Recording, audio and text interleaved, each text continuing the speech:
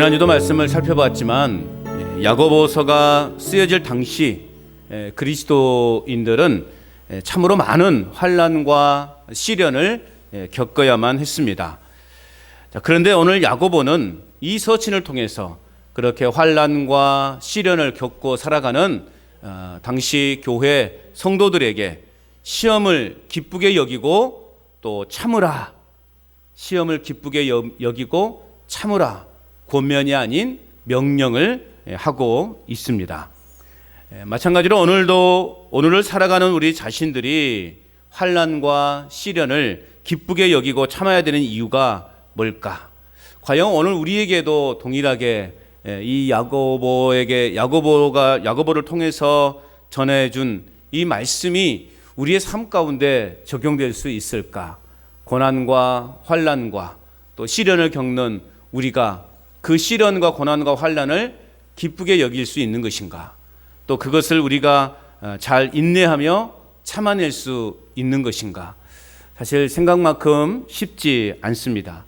그럼에도 불구하고 오늘 하나님께서 우리에게 그러한 시련과 환난과 고난이 있거든 기쁘게 여겨라, 참아라, 인내하라 라고 그렇게 말씀하고 있는 이유는 그런 과정을 통해서 우리는 우리 자신들이 더욱 겸손하게 기도하기 때문에 그렇습니다.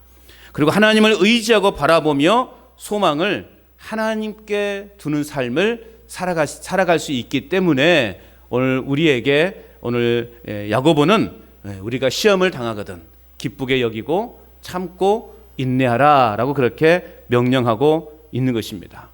하나님께는 공짜가 없습니다, 여러분. 우리가 그만큼 하나님 앞에 헌신하고 하나님을 믿는 믿음만큼 하나님은 우리에게 복을 주시는 분이에요. 믿으십니까? 때문에 그로 인하여 더 풍성한 은혜와 능력을 덧입기 때문에 오늘 우리는 예기치 않는 시련 앞에서, 고난 앞에서, 환난 앞에서 우리는 모든 것을 참고 또 그것을 오히려 기쁘게 여길 수 있는, 내가 이렇게 시련을 당하고 환난을 당하고 고난을 당하는 걸 통해서 내가 더 하나님을 깊이 만날 수 있다니, 내가 더 기쁘다, 내가 더 감사하다 라고 이렇게 고백할 수 있는 성숙한 신앙의 단계까지 이룰 수 있다면 오늘 우리는 하나님께로부터 더 큰 은혜를 누리게 될 것입니다. 자, 이런 중에 오늘 본문의 말씀 역시도 시련 중에 우리가 가져야 될 태도에 대해서, 시련을 당하고 고난과 환난을 당하는 우리의 삶이 어떻게 그런 상황을 맞이하고 그런 상황을 대해야 되는지에 대해서 말씀하고 있습니다. 자, 오늘 우리가 읽은 이 본문의 내용을 가만히 보면 우리가 어떤 느낌을 받냐면 기도하라라는 내용으로 비춰지고 있습니다. 맞습니다. 기도에 관한 내용이에요. 그런데 오늘 여기서 말하는 기도의 내용은 뭐냐? 우리가 일반적으로 생각하는 세상적으로 필요한 것들을 채워달라는 그러한 기도의 내용이 아니라는 겁니다. 오늘 우리가 읽은 이 본문의 내용은 기도에 관한 내용이지만 그러나 그 기도는 어떤 기도인가? 시험을 이길 수 있는 지혜와 능력을 주셔서 믿음으로 승리할 수 있도록 하나님 나에게 힘을 달라고 하는 그러한 기도의 내용이라는 것입니다. 물론 우리가 이 땅을 살아가면서 우리의 필요한 것들을 하나님 앞에 구해야 되겠죠. 그러나 오늘 본문은 그러한 내용이 주 목적이 아니라는 사실을 여러분 잘 기억하시기를 바랍니다. 자, 그러면 시험을 당할 때 우리가 기쁘게 여길 수 있으나 100% 우리가 그렇게 모든 시험에 대해서 우리가 다 기쁘게 여길 수 없지 않습니까? 그렇다면 그 나머지는 무엇으로 채워야 하는 것입니까? 라는 거예요. 내가 시험을 당하고 시련을 당하고 고난을 겪고 환난을 겪을 때 우리가 100% 그 모든 것을 다 기쁘게 여길 수 없단 말이에요. 우리는 연약하고 믿음이 약해서 한 20% 정도 내가 기쁘게 여길 수 있어요. 그럼 나머지 80%는 어떻게 해야 되냐고요. 나머지 80%가 막 원망하고 그냥 좌절하고 포기하고 그런 인생이 되겠는가? 그 나머지 80%를 무엇으로 채우라는 거예요? 기도로 채우라는 거예요. 기도로. 물론 우리가 한 60%, 70% 정도 모든 환난과 고난에 대해서 내가 기쁘게 여길 수 있다면 너무 좋겠죠. 그러면 한 30%, 40%만 기도로 채우면 되니까. 그래서 실상 우리의 삶을 보면 그렇지 않은 경우가 더 많죠. 20%도 어쩌면 많을 수도 있어요. 우리의 삶에 정말 예기치 않은 큰 어려움에 부딪히게 될 때 우리는 한 10%? 15% 정도만 우리는 그래 하나님을 의지하자. 하나님 이런 고난을 주심에 감사하자. 그래 고백할 수 있을 것 같아요. 이건 전적으로 저를 말씀드리는 겁니다. 제가 그렇다라는 거예요. 제가 그럴 것 같아요. 나머지 막 한 20%, 15%, 95%는 내가 하나님 앞에 기도로 채우라는 거예요. 여러분, 이러한 믿음으로 오늘 우리에게 교훈하고 있는 내용이 오늘 우리가 읽은 본문의 내용이라는 것입니다. 그래서 오늘 설교의 제목을 뭐라고 했습니까? 지혜의 부족을 기도로 채우는 삶. 이 지혜는 우리가 세상에 바라는 그런 지혜가 아니라 그랬어요. 환난을 이길 수 있는 지혜, 또 시련을 견뎌낼 수 있는 지혜를 말하는 거예요. 그런 내 힘으로 감당할 수 없으니, 내 능력으로 감당할 수 없으니 그 나머지는 무엇으로 채우자는 것이에요? 기도로 채우자라는 거예요. 그래서 이 기도는 그냥 내가 어떤 세상적 욕심을 채우는 기도가 아니라 환난과 시련을 견뎌낼 수 있도록 나에게 믿음을 달라고 하는 기도라는 내용이라는 것입니다. 자, 그렇다면 시련을 이겨낼 수 있는 바른 기도 생활은 무엇인가를 오늘 본문을 통해서 우리가 함께 또 살펴보고자 합니다. 시련을 이겨낼 수 있는 바른 기도 생활은 뭔가? 첫 번째는요, 하나님께 구해야 합니다. 첫 번째는 뭐라고요? 하나님께 구해야 합니다. 자, 5절 말씀을 우리 다시 한번 읽어볼까요? 5절입니다. 시작.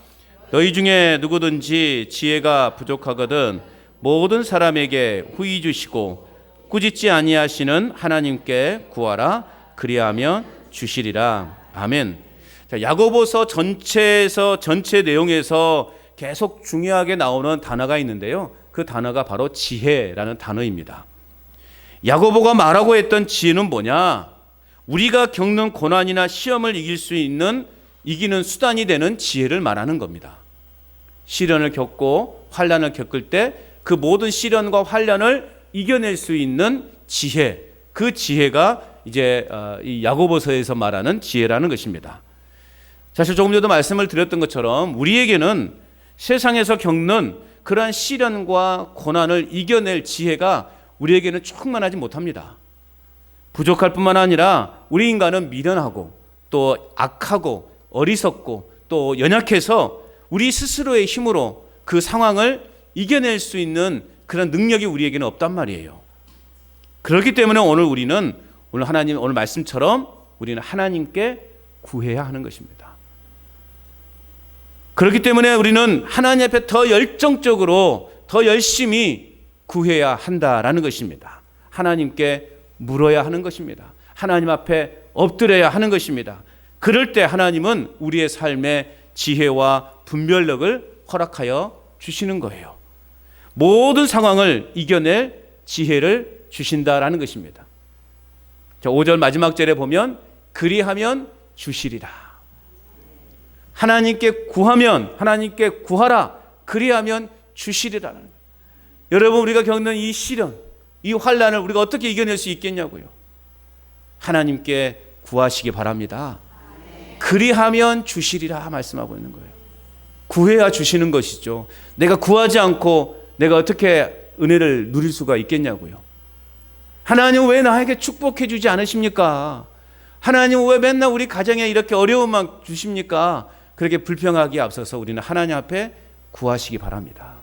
하나님 앞에 구해야 하나님께 주시죠. 아니, 달라고 해야 주죠. 물론 우리 하나님은 알아서 주시는 분이시지만 또 때로는 그렇게 하시는 분이 아니에요. 정말 우리의 신앙에, 내 신앙에 어떤 새로운 그 은혜를 더 주시기 위해서는 우리가 구해야 되는 거예요. 구할 때까지 하나님은 기다리시는 거예요.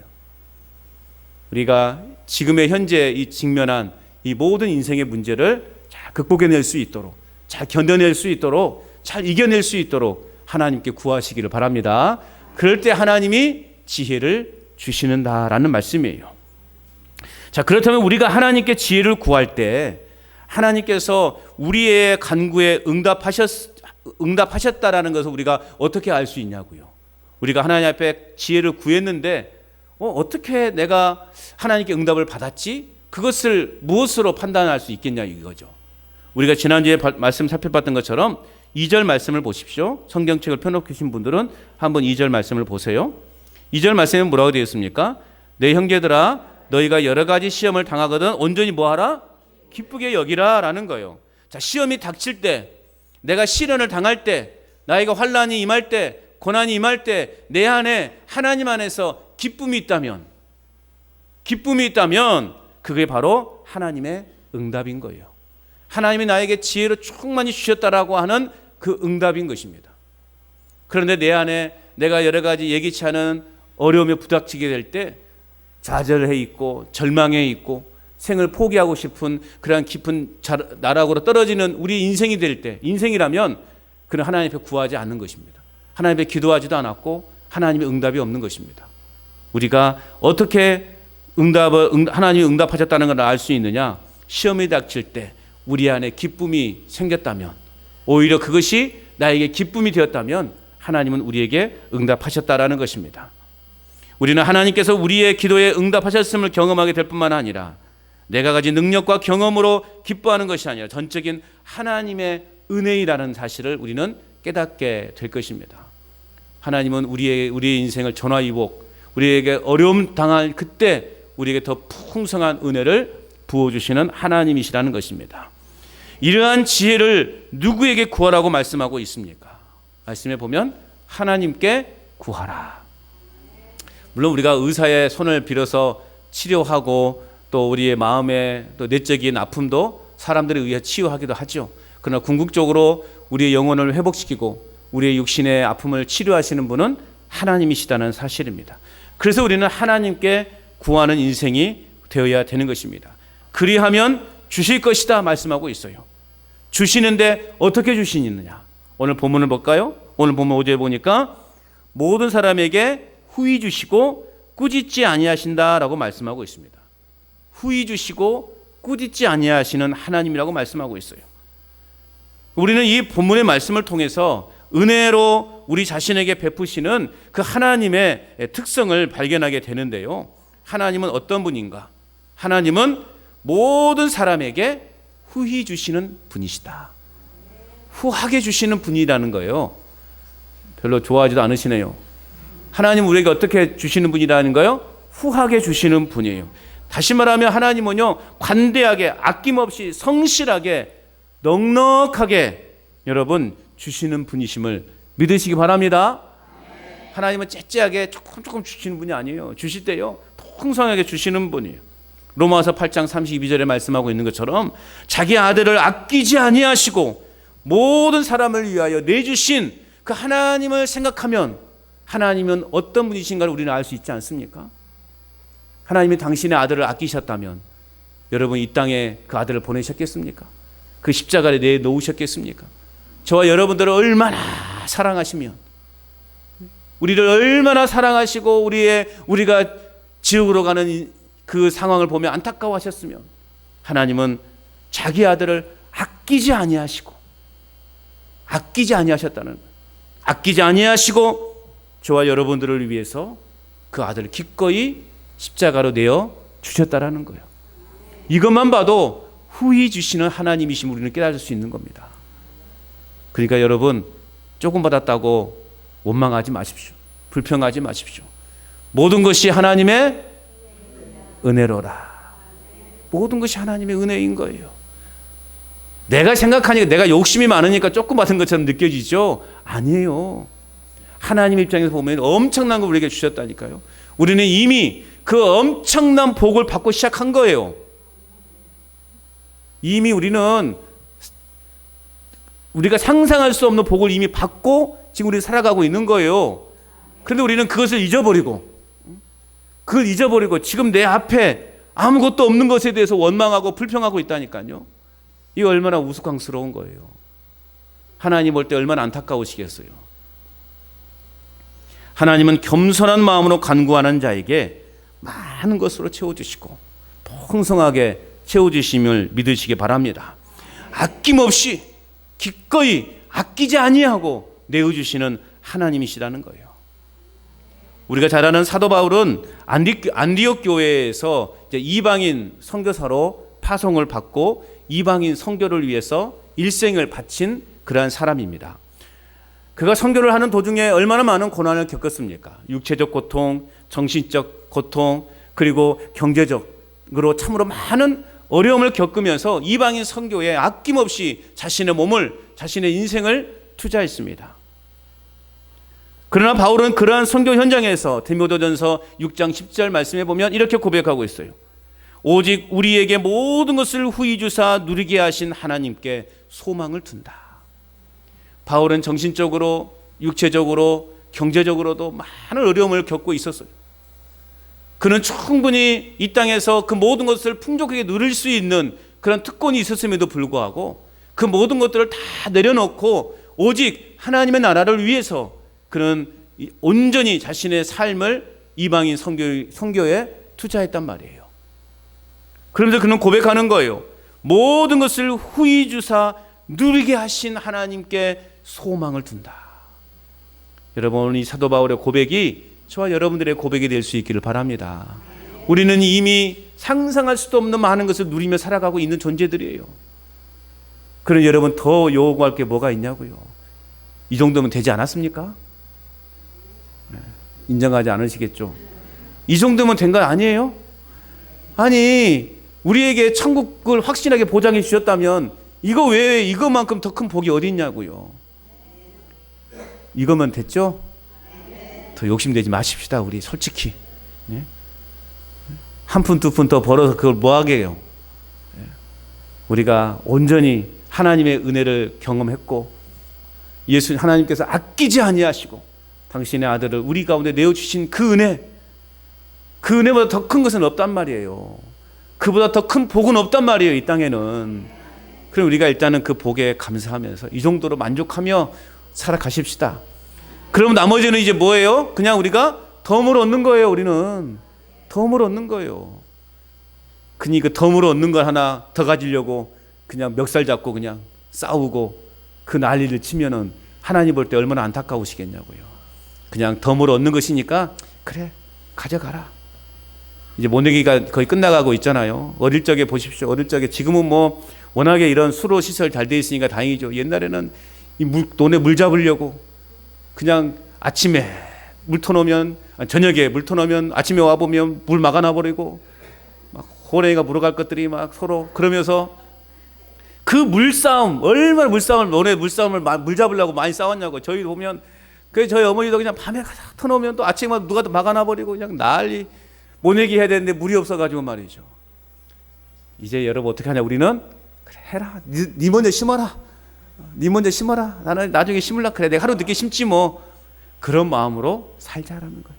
왜요? 그 나머지 모든 것들은 다 덤으로 얻은 인생이기 때문에. 죽어도 아멘 안 하시겠죠? 그래도 우리 눈에 물이 없으면 안 돼. 그래. 근데 우리 그래 보니까요. 막 계속 물 흘러가는 소리가 너무 크게 좋게 들리더라고요. 그런 요즘은 그래서 물싸움 할 일은 없지만 예전에는 그런 일이 많았잖아요. 시골에서는 양보하지 못하고 그냥 집 사고 장로가 없어. 그때는 막 그때 그냥 우리 논에 빨리 못 심어야 되니까 물 잡으려고 그렇게 했던 기억이 납니다. 어쨌든 우리는 모든 것을 후히 주사 누리게 하신 그 하나님께만 소망을 두고 살아가는 저와 여러분이 될 수 있기를 바랍니다. 또한 오늘 하나님은 오늘 5절에서 뭐라고 말씀하고 있습니까? 후히 주시고 꾸짖지 아니하시는 하나님께 구하라 말씀하고 있어요. 꾸짖지 아니하신다. 꾸짖지 아니하신다는 말은 뭐냐? 조건 없이 주시는 분이라는 거예요. 조건 없이 주시는 분이라는 뜻이에요. 우리 하나님은 우리에게 후하게 주시되 조건이 있어요, 없어요? 조건 없이 주신다는 거예요. 여러분, 예수님은 우리 가운데 하나님이 아끼지 아니하시고 우리에게 보내시다 말씀하셨는데 우리에게 조건을 요구하셨다면 우리가 그 예수님을 받을 능력이 그런 자격이 되겠습니까? 하나님은 조건 없이 주시는 분이에요. 우리가 매일매일 기도하는 것에 대해서 하나님은 야 너는 왜 맨날 달라고만 하냐, 지겹다 지겨워, 그렇게 말씀하실까요? 또 뭐가 필요해서 달라고 하냐, 그렇게 말씀하실까요? 너 솔직히 내 복 받을 자격이 있냐? 그렇게 하나님 우리에게 따져 물으실까요? 그런 분이 아니시라는 거예요. 너 나한테 뭐 맡겨둔 거 있냐? 왜 이렇게 맨날 달라고 마냐 이놈아. 그렇게 하나님 말씀하지 않으신다는 거예요. 이 육신의 부모는 자녀들에게 모든 것을 다 주고 싶어도 사실 한계가 있지 않습니까? 여러분 그렇지 않습니까? 여러분 자녀들에게 많은 것을 그동안 주셨잖아요. 그래도 늘 한편으로는 아쉬움이 남죠. 육신의 부모는 자녀들에게 다 준 것 같은데요, 늘 마음 한켠에는 아쉬움이 남아요. 한계가 있단 말이에요. 다 주고 싶어도 한계가 있단 말이에요. 그러나 하나님은 능력과 지혜와 사랑과 은혜와 모든 것을 완벽하게 갖추신 분이심을 믿으시기 바랍니다. 그럴 때는 모든 것을 주실 수 있는 하나님이심을 믿으시기 바랍니다. 우리 하나님은 조건 없이 우리에게 모든 것을 다 주시는 분이십니다. 하나님은 몇 번 구하든 상관없이 주시는 분이에요. 뿐만 아니라 죄와 씨름하며 하나님의 뜻대로 살기를 원하는 자녀들의 마음과 갈등을 기꺼이 보듬어 주시는 하나님이시다는 거예요. 그러므로 우리는 때로는 염치가 없을 정도로 반복해서 실패하고 좌절하고 또 죄에 넘어졌다 할지라도 우리는 하나님께 면박당하지 않을 거라고 하는 그 믿음을 가지고 우리는 하나님께 구해야 되는 것입니다. 집 나간 그 아들, 아버지는 늘 변함없는 모습으로 그 아들을 기다렸어요. 얼마나 배은망덕합니까? 원래 당시 이스라엘 문화는 부모가 죽어야 재산을 이렇게 물려주는 그게 한 풍습이에요. 그런데 아버지가 뻔히 살아있는데 아버지 나에게 줄 재산 미리 땡겨주시오. 그러면 무슨 말이에요? 아버지 빨리 죽으시오. 그런 말이란 말이에요. 그럼에도 불구하고 이 아버지는 둘째에게 주어질 그 재산을 미리 다 준 거 아니에요? 그러면서도 아버지는 이 아들을 끝까지 기다린 거예요. 거지꼴로 돌아온 그 아들을 보면서 한 발에 달려가서 그 아들을 안아주고 가장 좋은 옷을 입히고 가장 맛있는 음식을 차려서 잔치를 베푸는, 죽었다가 살아온 아들이라며 잔치를 베풀어주는 그 아버지, 그분이 바로 하나님 아버지시라는 말이에요. 우리가 믿는 하나님 아버지가 그런 분이에요. 내가 어떤 환경에 있든지, 내가 어떤 처지에 있든지, 내가 어떤 형편에 있든지 변함없이 우리를 사랑하시고 우리에게 필요한 것을 채워주시고자 하시는 분이 바로 우리가 믿는 하나님 아버지시라는 거예요. 조건 없이. 그래서 누구든지 나에게 오는 자들은 목마르지 않을 거라고 말씀하셨잖아요. 아버지께로 돌아오기만 하면 되는 거예요. 아버지께로 돌아오기만 하면 되는 거예요, 여러분. 그 아버지를 멀리 떠나가지 마시고 언제든 늘 아버지 곁에 머물러 있는 저와 여러분의 신앙이 되어야 됩니다. 내가 곧 죽게 되었을 그 상황 속에서도 아버지를 붙잡고 아버지의 곁에 머물게 될 때 우리의 삶의 영원한 생명과 우리가 비교할 수 없는 마음의 평안과 기쁨을 누리게 될 것입니다. 하나님은 우리의 상처와 좌절과 슬픔과 갈등을 품어주시는 그러한 하나님이시에요. 그리고 꾸짖지 아니하시는 분이다 라고 하는 사실을 여러분 믿으시기 바랍니다. 꾸짖지 않는다는 것이 무슨 뜻이라고 그랬어요? 조건 없이 주시는 분이라는. 이쪽은 벌써 다 잊어버렸어요. 내가 충분히 이해합니다. 내가 꾸짖지 않으신다는 말은 조건 없이 주신다는 거예요. 후히 주시고 조건 없이 후하게 주시는 하나님이시라는 거예요. 그러므로 오늘 우리는 뭐 해야 되는 거예요? 하나님께 구하라. 5절 말씀에 하나님께 구하라. 모든 사람에게 우리에게 지혜가 부족하거든, 세상을 이길 힘이 없거든, 이 고난을 헤쳐나갈 능력이 없거든, 어떻게 하라? 모든 사람에게 후히 주시고 꾸짖지 아니하시는 하나님께 뭐 하라고요? 구하라. 하나님께 구하라. 그리하면 주시리라 말씀하고 있습니다. 여러분, 구할 때, 우리가 기도할 때 모든 시련과 고난을 이겨낼 지혜를 주시는 하나님이심을 믿으시기 바랍니다. 그런 놀라운 은총을 날마다 누리게 되므로 여러분, 우리의 신앙이 우리의 삶에 아름답게 꽃피우는 그러한 신앙의 삶을 살아갈 수 있기를 바랍니다. 또한 시련을 이겨낼 수 있는 바른 기도는 뭐냐? 둘째는요, 믿음으로 구해야 합니다. 어떻게 구해야 된다고요? 믿음으로 구해야 돼요. 믿음. 자, 6절 상반절 말씀을 보시면 오직 어떻게 구하라 그랬어요? 믿음으로 구하고 조금도 뭐 하지 말라? 의심하지 말라라고 말씀하고 있어요. 오직 믿음으로 구하고 조금도 의심하지 말라. 오늘 우리가 하나님께 지혜를 구할 때 간구하는 방식은 뭐냐? 오직 믿음으로 구하고 조금도 의심하지 않고 간구해야 되는 것입니다. 다시 말하면 하나님께서는 아까 5절에서 꾸짖지 아니하시고 아낌없이 주실 것이라고 하는 그 확신을 가지고 우리는 구해야 한다라는 것입니다. 그래서 하나님의 선물을 받기 위해 필요한 단어, 하나의 조건은 뭐냐? 바로 그것이 믿음이라는 거예요. 믿음. 하나님은 많은 것을 우리에게 요구하고 있지 않습니다. 한 단어를 요구하고 있어요. 그게 뭐라고요? 믿음이라고요. 믿음. 믿음으로 구하라는 거예요. 사실 오늘 우리의 믿음은 우리가 지난주에 살펴봤던 것처럼 본문의 내용처럼 여러 가지 시련을 통해서 우리는 시험을 받습니다. 그러므로 우리는 우리의 믿음과 시선과 마음이 하나님께로 향해 있어야 되는 것이고 하나님이 함께하고 있다라고 하는 그 확신을 가지고 우리는 살아가야 되는 것입니다. 우리가 구하고 아랠 때 우리는 분명한 믿음을 그래서 가져야 되는 것입니다. 그 믿음은 뭐냐? 그 믿음은 결국 오늘 우리가 시련과 고난 속에 있을 때 하나님을 붙잡도록 하는 것이에요. 우리가 잘 아는 욥기 13장 15절 말씀에 보면 이렇게 고백하고 있어요. 그가 나를 죽이시리니 내가 희망이 없노라. 그러나 그의 앞에서 내 행위를 아뢰리라. 희망이 없는 인생이지만 그럼에도 불구하고 내가 그 앞에서 내 행위를 아뢰겠다. 이건 뭐냐? 그가 나를 죽이실지라도 나는 그분만을 의뢰하겠다라고 하는 고백이에요. 내가 이제 곧 죽게 되었을지라도 아니 하나님께로부터 내가 큰 시험을 겪는다 할지라도 나는 하나님을 절대적으로 신뢰하겠다라고 하는 그러한 믿음의 자세인 거예요. 또한 다니엘과 세 친구들이 느부갓네살 왕이 세운 그 금신상에 절하지 않는다는 이유로 맹렬히 타는 풀물불에 던져지게 되죠. 이 왕은요 마지막으로 그들이 살 수 있는 길을 제시했습니다. 그러나 이 다니엘과 세 친구는 뭐라고 고백합니까? 말씀을 한번 띄워주시죠.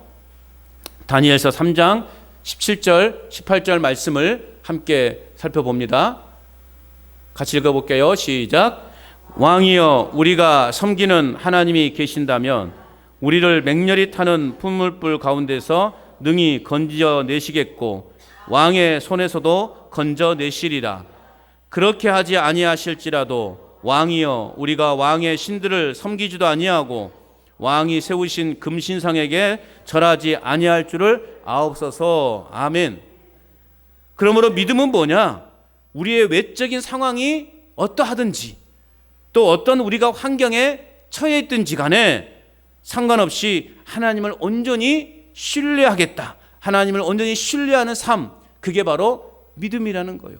우리가 비록 풀물불에 타 죽는다 할지라도 우리는 살아계신 그 하나님을 절대 버리지 않겠습니다라고 하는, 내가 그 금신상에 절대 절하지 않겠다라고 하는 이 믿음, 이게 하나님이 원하시는 믿음이라는 것입니다. 그래서 히브리서는 우리의 믿음의 중요성을 말하고 있습니다. 그러면서 하나님이 요구하시는 믿음이 무엇인가를 히브리서 11장 6절은 우리에게 말씀하고 있는데 한 장 넘겨보세요. 히브리서 11장 6절 말씀 같이 읽어봅니다. 같이 시작. 믿음이 없이는 하나님을 기쁘시게 하지 못하나니 하나님께 나아가는 자는 반드시 그가 계신 것과 또한 그가 자기를 찾는 자들에게 상 주시는 이심을 믿어야 할지니라. 아멘. 이 보세요. 믿음이 없이는, 그리고 마지막에 믿어야 할지니라. 믿음이에요. 믿음이 없이는 우리는 하나님을 기쁘시게 하지 못하는 거예요. 무엇을 우리가 하나님을 기쁘게 하겠냐고요. 믿음이 없이 드리는 수만 가지의 제물은 하나님을 기쁘시게 하지 못하는 거예요. 믿음만이 하나님을 기쁘시게 할 수 있다라는 겁니다. 여러분, 하나님은 오늘 우리에게 담대히 구하는 단순한 믿음을 요구하고 있습니다. 믿음은 계산을 초월하는 것입니다. 모든 것을 하나님의 손에 맡기는 것을 우리는 믿음이라고 말해요. 내 손으로 얻는 것보다 하나님의 큰 손으로 안겨주실 것이라고 하는 그 확신이 찬 믿음, 그런 믿음을 하나님은 우리에게 요구하고 계시는 것입니다. 여러분, 우리가 잘 아는 다윗은요, 기도에 관한 많은 간증을 가지고 있는 사람 아닙니까? 그가 기도할 때마다 하나님이 얼마나 많이 그에게 복을 주셨습니까? 기도에 사람답게 그는 기도했고 또 하나님께로부터 많은 응답을 받았어요. 여호와께서 내 음성과 내 간구를 들으심으로 내가 그를 사랑하는도다. 그의 귀를 내게 기울였었으므로 내가 평생에 기도하겠나이다. 다윗은 평생에 하나님 앞에 기도하는 사람이었어요. 그로 인해서 다윗이 받아 누리는 그 복이 얼마나 큽니까? 비록 중간에 실수하고 넘어지는 그러한 상황이 있었지만 그럼에도 불구하고 그는 금식하며 자신의 죄를 회개하고 또 하나님의 판단에 의연하게 대해 맡김으로써 다윗은 또다시 회복되어지고 그래서 그는 평생에 하나님께 기도한다라고 고백하고 있습니다. 다윗은 어떤 믿음을 가지고 있었습니까? 내가 기도하면 하나님이 들으신다 라고 하는 그러한 믿음을 다윗은요 가지고 있었어요. 그래서 이 믿음으로 평생 기도하며 살겠다라고 다윗은요 고백하고 있는 것입니다. 여러분, 하나님이 나의 기도를 들으신다라는 사실을 믿으시기 바랍니다. 그 사실을 믿고 우리는 시련을 이겨내고 살아가는 복된 인생들이 될 때 우리의 삶에서 우리의 신앙이 아름답게 꽃피우게 될 줄로 믿습니다. 또한 세 번째, 시련을 이겨낼 수 있는 바른 기도 생활은 무엇인가? 세 번째는요, 의심 없이 구해야 됩니다. 어떻게 구하라고요? 의심 없이 구해야 됩니다. 자, 오늘 본문 7절, 8절 말씀 우리 다시 한번 같이 읽어보도록 하겠습니다. 본문 7절, 8절 시작. 이런 사람은 무엇이든지 주께 얻기를 생각하지 말라. 두 마음을 품어 모든 일에 정함이 없는 자로다. 아멘. 의심 없이 구해야 되는 거예요. 믿음의 반대가 뭘까요? 의심이에요. 제가 없는 답을 물어보지는 않잖아요. 그죠? 믿음의 반대는요, 의심이에요. 의심은 뭐냐? 나뉜 마음이에요. 두 가지로 나눠지는 마음. 이게 바로 의심인 거예요. 내 중심적 생각과 하나님의 중심적 생각이 나눠지는 관계. 이게 바로 의심이라는 거예요. 이게 마음이 나눠졌다라고 하는 말을 한마디로 말하면 긴가민가 하는 마음. 하나님이 들어주실까, 들어주지 않으실까 하는 마음. 들어주실 것 같기도 하고 안 들어주실 것 같기도 하고 하는 그런 마음. 하나님이 계시는 것 같기도 하고 하나님이 안 계신 것 같기도 하고. 이런 마음 가지신 분 계세요? 고개를 다 흔드셔야지 왜 빤 저만 이렇게 쳐다보고 있으면 제가 어떻게 알아요?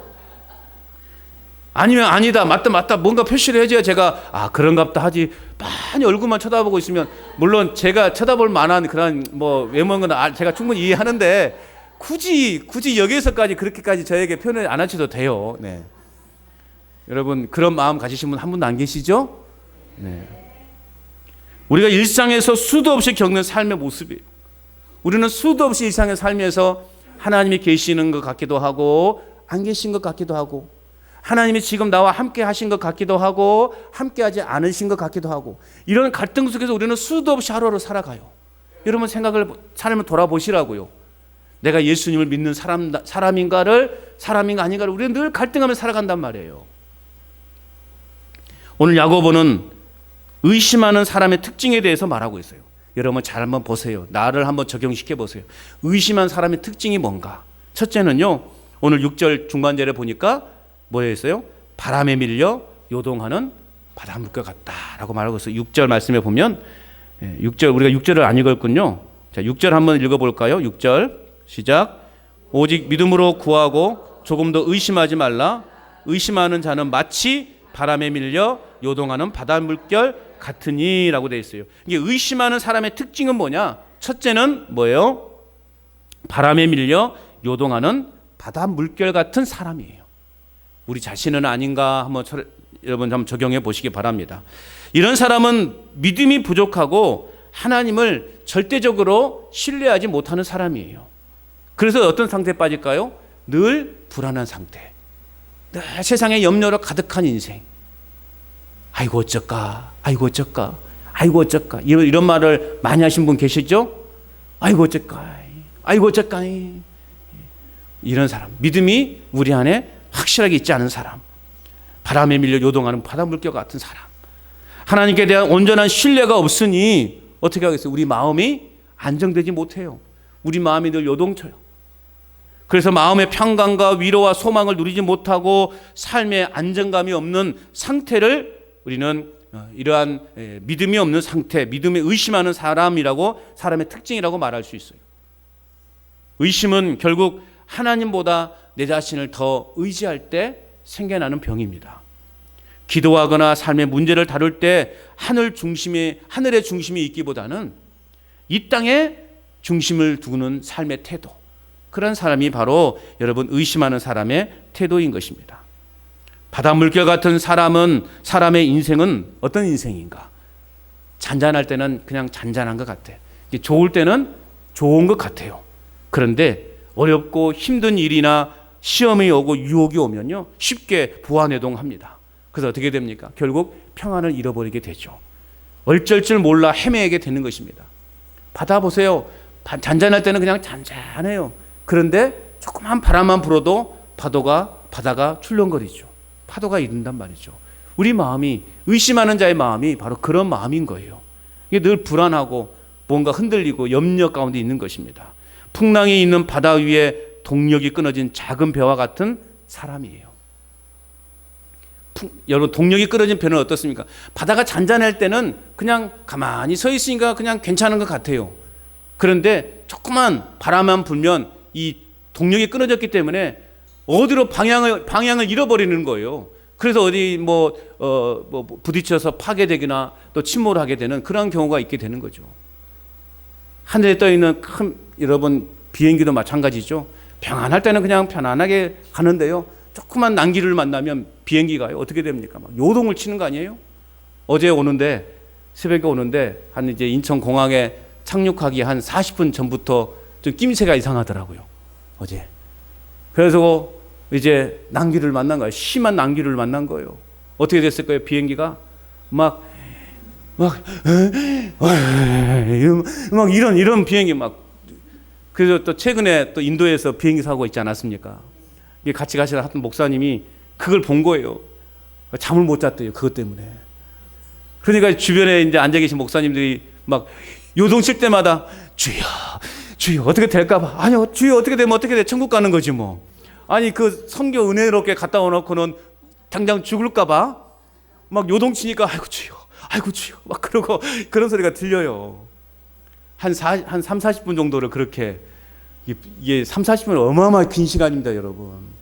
그 난기를 속에서 막 그냥 스튜디오스나 이게 안내원 사람들 돌아다니도 못하고 아예 거의 착륙 직전까지 일어서지 못하고, 보통 이제 착륙되면 왔다 갔다 하면서 이렇게 해주세요, 저렇게 해주세요 막 그러잖아요. 의자 바르게 해주세요, 이렇게 올려주세요, 이야기하는데 그것도 제대로 못할 정도로 그렇게 끝까지 난기를 속에서, 야 정말 사실 저도요 이만큼은 좀 불안하더만요. 야 이게 이러다가 이게 천국 생각도 안 나고요, 그냥 가는 건가? 그 생각 정도 들 정도로 그렇게 심한 난기를 만났어요. 여러분, 그냥 갈 때는 아무 느낌이 없어요. 그냥 가만히 그냥 우리 일반적으로 차 타고 운전하는 것 같은 그런 기분인데, 조그만 난기로만 만나도 비행기가 심하게 요동하지 않습니까? 이게 바로 여러분 의심하는 자의 마음이에요. 평안할 때는요 몰라요. 그냥 조그만 인생의 위기가 올 때 크게 요동치면서 어찌할 바를 몰라 하는, 불안해하는 그러한 인생.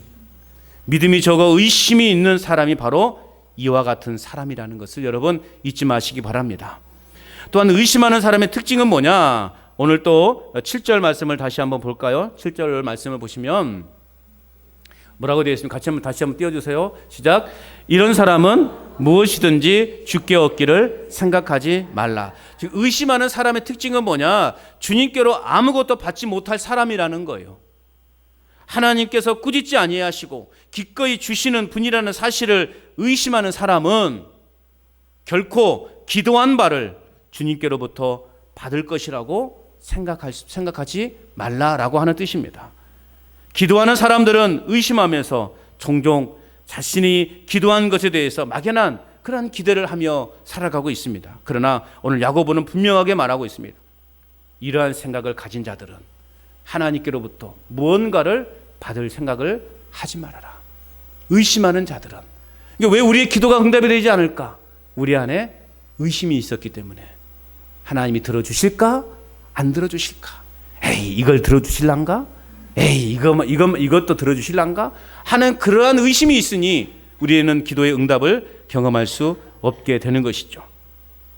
의심하는 사람은 결코 주님께로부터 아무것도 얻을 수 없다라는 것, 여러분 기억하시길 바랍니다. 또한 의심하는 사람의 특징은 뭐냐? 8절에 있는 것처럼 두 마음을 품어서 모든 일에 정함이 없는 자예요. 의심하는 사람은 곧 두 마음을 품는 사람이에요. 믿음과 불신 사이를 오가는 사람을 두 마음을 품은 사람이라고 말합니다. 또한 하나님을 전적으로 신뢰하지 못하고 구하는 사람을 말해요. 그래서 오늘 8절에 있는 것처럼 두 마음을 품고 살아가는 사람은 정함이 없다라고 말하고 있죠. 이 정함이 없다라고 하는 말의 뜻은 뭐냐? 불안정하고 침착하지 못하고 흔들리는 사람. 두 마음을 품은 사람들은 불안한 거예요. 두 마음을 품은 사람은 늘 우리 인생이 흔들리는 거예요. 침착하지 못해서 섣부른 판단을 통해서 결과가 좋지 않은 결과로 낳게 되는 그런 일들이 있다라는 것입니다. 여러분, 우리 믿음의 사람들은 두 주인을 섬길 수 없습니다. 하늘 아래 어떻게 두 사람의 두 개의 태양이 있을 수 있느냐? 그러면서 당신이 죽어야 내가 태양이다. 막 그렇게 하면서 반란을 일으키는 경우도 있지 않습니까? 여러분, 하물며 우리는 하나님 외에 또 누구를 우리가 섬길 수 있겠습니까? 하나님께만 전적으로 매달리고 신뢰하며 집중해서 하나님께만 구하는 삶이 되시기를 바랍니다. 어려운 시험에 직면할 때 여러분 두려움에 사로잡혀서 불안정한 두 마음을 품은 자처럼 되지 마시고 전적으로 주님께만 신뢰하시고 주님만을 의지하시고 주님께만 지혜를 구하는 저와 여러분의 삶이 될 수 있기를 바랍니다. 물론 우리는 인간이기 때문에 완전하지 않기 때문에 전혀 흔들리지 않고 살아갈 수는 없어요. 그래, 누구나 다 흔들릴 수 있죠. 저도 마찬가지예요. 저도 그런 급박한 위기가 딱 겹치니까 아이고 이러다 죽는 건가? 그 생각이 번뜩 날더라니까요. 아, 천국까지 그 생각이 나야 되는데 제 마음속에 이러다 죽으면 어떡하지? 그런 생각이 나는 거예요. 시집 보낼 딸도 3명이나 있는데 아빠 없이 저들이 어떻게 그런 생각이 막 나는 거예요. 야, 저도 어쩔 수 없는 인간이구나. 그런 생각이 드는 거예요. 우리는 100% 여러분 흔들리지 않을 수 없어요. 그러나 적어도 우리가 하나님께 대한 신뢰가 있다면 여러분 대단한 것도 아닌 일에 이리저리 흔들리는 정함이 없는 자처럼 흔들리는 그러한 자가 되지 않기를 바랍니다.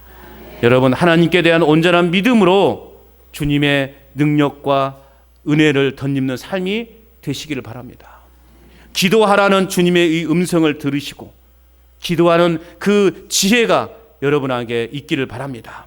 우리가 믿음으로 구하고 또 의심 없이 구하는 그러한 삶을 살아가게 될 때 우리는 풍성한 하나님의 응답을 경험할 수 있고 이 모든 환난과 시련을 이겨낼 수 있는 지혜와 명철을 얻게 되는 것입니다. 시련과 고난을 이겨낼 수 있는 지혜의 부족함을 무엇으로 채울 수 있는가? 기도로 채울 수 있는 겁니다. 기도로 채워 좋은 것을 후히 주시는 하나님께 구하여 풍성한 은혜와 축복을 누리는 저와 여러분의 삶이 되어야 할 줄로 믿습니다. 그러므로 우리의 삶에서 아름다운 꽃을 피우는 멋있는 그리스도인의 삶, 하나님의 자녀로서의 삶을 살아가는 저와 여러분 될 수 있기를 주님의 이름으로 축원합니다.